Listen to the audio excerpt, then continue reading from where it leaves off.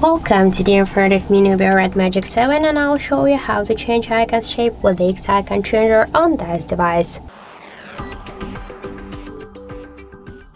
So let's first launch the Play Store application, and after that here in the search pool we should enter X icon changer.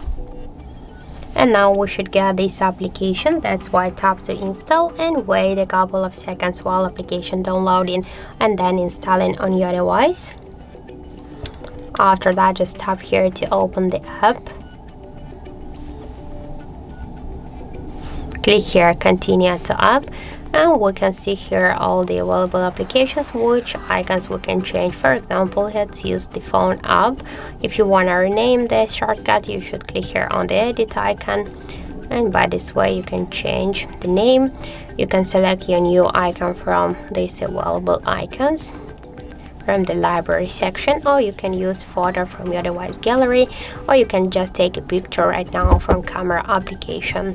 For example, I'll use this one, and then just tap here to OK on the right upper corner.